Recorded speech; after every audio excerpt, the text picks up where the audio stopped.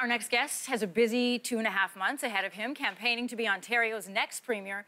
Doug Ford is the newly elected leader of Ontario's Progressive Conservative Party, and he's our guest in studio this morning. Welcome to your first time here at Your Morning. Yeah, no, it's great to be here. Thanks for having me. I'd love your reaction to the news out this morning. Patrick Brown will not be running in the upcoming June election. He says he's had time to have a long think. Do you have any comment?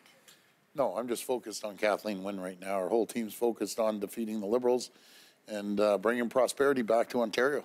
Your aim, as you've said, is to form a majority government, and in order to do that, you're going to need to not only keep the 28 seats that your party has right now, but flip and win 34 more seats. What's the reaction when you go door to door for people who may not necessarily be Doug Ford supporters at this moment? You know, they hear a reputation that perhaps you're aggressive or a bully or abrasive. What do you say to them to convince them not just that it's about Kathleen Wynne, but that Doug Ford is the right leader? Well, I guess the media are the people that say that, but I have overwhelming support when I go to the door. When I go into the rural areas, it's overwhelming when we crisscrossed Ontario.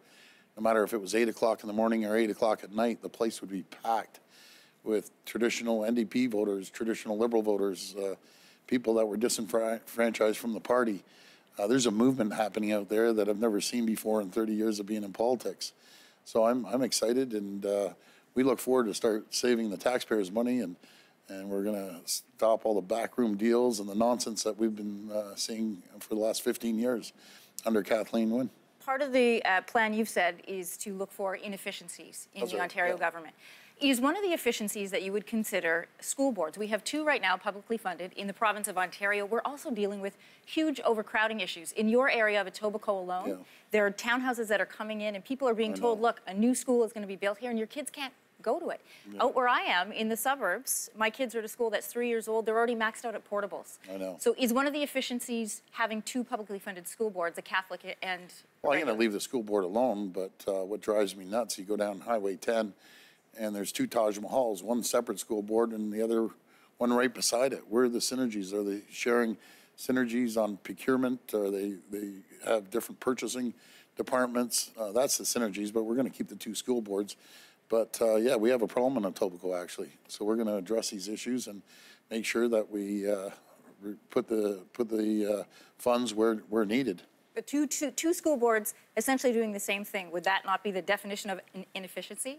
Yeah, I would say so. It drives me nuts. Like, I'm going down Highway 10 again. You have these 2 massive school boards, but again, they're two separate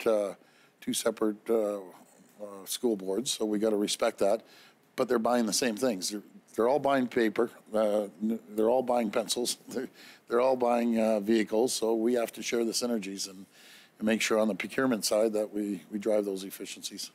You know, south of the border, when we heard possible tariffs for aluminum and steel, that sent shockwaves through this province. Strong reaction from Kathleen Wynne. If you become premier, what's your relationship like with President Donald Trump, and how do you plan to tackle this? Well, first of all, my relationship's pretty good with Donald Trump, but I'd be dealing with the 20, and these are amazing stats. For 20 states, their largest trading partner is Ontario. And when these announcements were coming out, I was up at the Sioux, and they have a steel plant that employs 3,500 people, and it'll just put a ripple right through the town. What President Trump doesn't realize, number one, there's not a big imbalance, as he was saying, but all the ore is coming from Michigan. So if he hurts the people up in Sault Ste. Marie, he's hurting his own people in Michigan. I don't think it's worth getting in a trade war with the U.S. We have to stand up and be tough, but we have to make sure we have a balance. Do you have a relationship well enough with him that you could pick up the phone and fold Donald Trump? No, I don't have that relationship with him. I'm not worried about Donald Trump. I'm worried about Ontario. I'm focused on Ontario and getting Ontario back to where it was at one time. Right now, we're the most indebted region in the entire world at $311 billion. And they're going to saddle us with this $8 billion. She prorogued Parliament. Like, what is she doing? Like, what is she doing? I guess she's ready to get in the ring and let's get on the campaign trail. She doesn't like the idea, Kathleen Wynne, that I'm out there, talking to the people, and I guess she's stuck in Queen's Park. So it's unfortunate she's taking this route, but let's get the show on the road. You know from being a businessman for a long time that part of good business is having good relationships. One of the most important relationships for any premier is that with the Prime Minister. You've been fairly outspoken about Justin Trudeau in the past. You've called him a part-time drama teacher, a camp counselor. What are you going to do to work past those comments and be able to work closely with Justin Trudeau. Yeah, to be fair, he's called me a few nasty names too. So, but when it comes to politics, you put that aside. He has a lot of representatives here in Toronto. I'm going to have a lot of representatives here in Toronto. We're going to make a hard deal. We're going to take him to task on the carbon tax, that he's hurting businesses, that he's hurting the people of Ontario and Canada. My friend Jason Kenney, when he gets elected, I'll have a strong ally there, and Premier Moe. So I think he should reconsider this carbon tax and why he's putting the word carbon in front of a tax. I haven't figured that out yet. Saskatchewan has said they're going to plan to challenge this. Would you consider doing the same? Oh, 100%. We'll be side by side with Saskatchewan. We'll be side by side with Alberta, and hopefully we'll get Manitoba on side as well. You can't make these companies at an unfair playing field when we're trying to compete worldwide, trying to compete south of the border. You see what's happening south of the border. They have trillions of dollars coming in. Again, the lowest unemployment we've seen in 20 years.